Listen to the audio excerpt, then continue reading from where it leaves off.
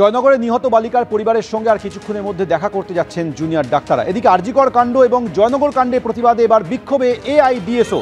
College street মোড়ে বিক্ষোভ চলছে। সরাসরি আপনাদের সেই ছবি দেখাবো। ঐশী মুখোপাধ্যায় রয়েছে। ঐশী, এআইডিএসওর তরফে কি বক্তব্য, কি দাবি তাদের? দিনে দুবার ব্যবহার করো স্টপেজ ক্রিম আর নিজেকে রাখো এভারগ্রিন। কেয়াশের আরোমা থেরাপি স্টপেজ ক্রিম আর খুঁজে পাও নতুন আমিকে। দেখো, শহর জুড়ে উৎসবের সাজ, তবে তাতেও কিন্তু কমেনি আন্দোলনের ঝাঁজ। এই মুহূর্তে এআইডিএসও সারা রাজ্য জুড়ে দেখা যাচ্ছে যে বারংবার দেবীপক্ষের মধ্যেও নারী নির্যাতনের ঘটনা বারবার উঠে আসছে। কখনো ভূপতিনগর, কখনো জয়নগরের মহেশমারি, শিশুকন্যা থেকে শুরু করে তরুণী, কাউকেই দেখা যাচ্ছে সে এই বলা যেতে পারে পৈশাচিক কাজ থেকে কিন্তু তারা নিস্তার পাচ্ছে না। নারী নির্যাতন কিন্তু অব্যাহত এবং তারই প্রতিবাদে এই মুহূর্তে সারা বাংলা জুড়ে তারা প্রতিবাদ দিবস পালন করছেন এবং এই মুহূর্তে একটি বিক্ষোভ মিছিল করে তারা কলেজ স্ট্রিটে পৌঁছে সেই মোড়ে পথ অবরোধ করছেন। তাদের দাবি মূলত এই যে জয়নগরের নাবালিকা থেকে শুরু করে আরজিকরের যিনি চিকিৎসক পড়ুয়া, প্রত্যেকের ক্ষেত্রেই নৃশংসভাবে ধর্ষণ খুনের অভিযোগ এবং তারই পরে দেখা যাচ্ছে যে নারী নির্যাতন কিন্তু অব্যাহত। বারংবার ঘটনা উঠে আসছে এবং দেবীপক্ষের মধ্যেও যখন এরকম ঘটনা ঘটছে তখন তারা বলছেন উৎসবে ফিরছি না, প্রতিবাদেই রয়েছি। এবং প্রতিবাদ জানাতেই তারা এই মুহূর্তে এআইডিএসওর পক্ষ থেকে দেখতে পাচ্ছ যে পথ অবরোধ করেছে। কলেজ স্ট্রিট থেকে সেই সরাসরি ছবি দেখাচ্ছে আমাদের প্রতিনিধি দিব্যেন্দু, যে তারা পথ অবরোধ করে এই মুহূর্তে দাঁড়িয়ে রয়েছেন এবং তারই সঙ্গে তাদের যে মূলত দাবিগুলো রয়েছে যে দেবী পক্ষের মধ্যেও যখন দেবীর পুজো চলছে তখন এভাবে নারী নির্যাতন কিভাবে হচ্ছে। আমরা কথা বলবো তাদের। দেখুন, আরজিকরের ঘটনার 59 দিন হয়ে গেল, এখনো দোষীদের শাস্তি হয়নি। জুনিয়র ডাক্তাররা রাস্তায় নেমে আন্দোলন করছে, সারা পশ্চিমবাংলার মানুষ আন্দোলন করছে। এই প্রেক্ষাপটে আমরা দেখলাম যে জয়নগরের 9 বছরের একজন শিশু কন্যাকে, যাকে ধর্ষণ করে খুন করে পুকুরে ভাসি দেওয়া হলো। গতকাল আমরা লক্ষ্য করলাম পূর্ব মেদিনীপুরের পটাশপুরে এক গৃহবধূকে ধর্ষণ করে তাকে কীটনাশক খাইয়ে খুন করা হয়েছে। এবং গোটা পশ্চিমবাংলায় কলেজে কলেজে আজকে তৃণমূল ছাত্র পরিষদ তার গুন্ডাদের থ্রেট কালচার চলছে।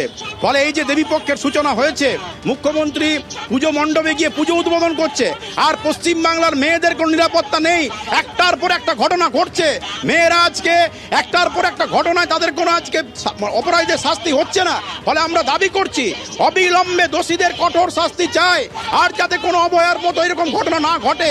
সেই জন্যই আমরা আজকে সারা পশ্চিমবাংলা দৃষ্টান্তমূলক শাস্তির দাবিতে তারা এই মুহূর্তে পথে নেমেছেন এবং তারা যেটা বারংবার মনে করে দিতে চাইছেন যে যখন আরজিকর কাণ্ডের দিকে দিকে আন্দোলন হচ্ছে, প্রতিবাদ হচ্ছে, নারী সুরক্ষা নিয়ে প্রশ্ন উঠছে, তখন কি করে একের পর এক ঘটনা সামনে আসে, প্রশাসনিক ভূমিকা ঠিক কোথায় এবং তারই সঙ্গে তাদের দাবি প্রশাসন ঠিক কি করছে, যার ফলে নারী নির্যাতনের ঘটনা বারংবার সামনে আসছে। দেবী পক্ষ চলছে, তার মধ্যেও একের পর এক ঘটনা, কখনো শিশু কন্যা, কখনো দেখা যাচ্ছে একেবারেই ঐশী, অর্থাৎ একের পর এক ঘটনাকে সামনে রেখে প্রশাসনের ভূমিকা নিয়ে প্রশ্ন তুলছেন সাধারণ মানুষ। তোমাকে আপাতত ধন্যবাদ। এদিকে জয়নগরে নিহত বালিকার দেহ ময়না তদন্তের জন্য নিয়ে আসার পর আপনারা জানেন যে গতকাল মোমিনপুরে কাটাপুকুর মর্গে তুলকালাম পরিস্থিতি তৈরি হয়।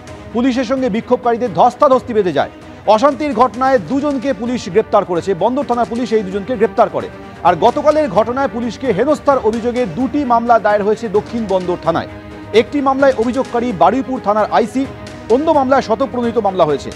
ডিওয়াইএফআই এর রাজ্য সম্পাদক মীনাক্ষী মুখোপাধ্যায়, এসএফআই নেত্রী দীপশিতা ধর, বিজেপি নেত্রী অগ্নিমিত্রা পাল এবং প্রিয়াঙ্কা টিবরওয়াল সহ বেশ কয়েকজনের বিরুদ্ধে শতপ্রণোদিত মামলা রুজু করেছে পুলিশ।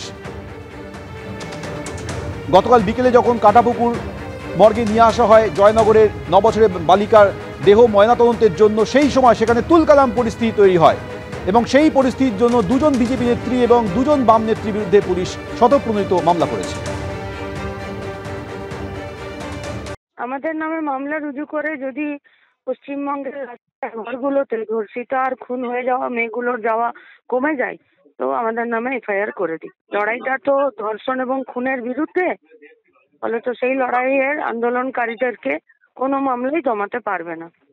পুলিশ তো আর আমাদেরকে কিছু বলেনি, পুলিশ মামলা করেছে বা এফআইআর করেছে, তাহলে সেটা আইনিগত লড়াই চলবে।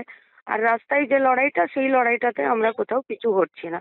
যারা খুন ধর্ষণের বিরুদ্ধে আন্দোলন করছে তাদের বিরুদ্ধে পুলিশ এফআইআর করে যদি পশ্চিমবঙ্গের বাংলার মেয়েদের ধর্ষণ এবং খুনকে আটকাতে পারে তাহলে তাই করুক।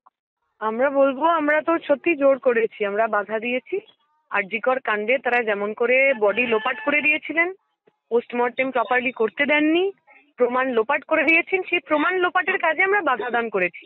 এবং আগামী দিনে পশ্চিমবঙ্গের মহিলাদের সাথে যারা মহিলাদের নিরাপত্তা দিতে পারেন না, তাদের সঙ্গে অপরাধ করলে, তাদের তথ্য প্রমাণ লোপাট করার চেষ্টা হলে আমরা আবার একইভাবে বাধা দেবো। ওনারা যত এফআইআর দরকার তত এফআইআর করুন, সেগুলোতে আমরা ভয় পাচ্ছি না। এই যে লাগাতার মেয়েরা লাশ কাটা ঘরে যাবেন আর রাজ্যের মুখ্যমন্ত্রী উৎসবে ফিরুন, উৎসবে ফিতে কাটবেন, দুটো তো একসাথে চলতে পারে না। যে বাড়ির মেয়েরা নিরাপদ নয় সে বাড়ির মেয়েরা উৎসব করবেন কি করে?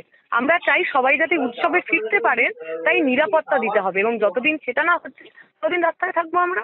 মারবেন, ধরবেন, জেলে পুরবেন, কতদিন করবেন? সবকিছুই তো শেষ আছে।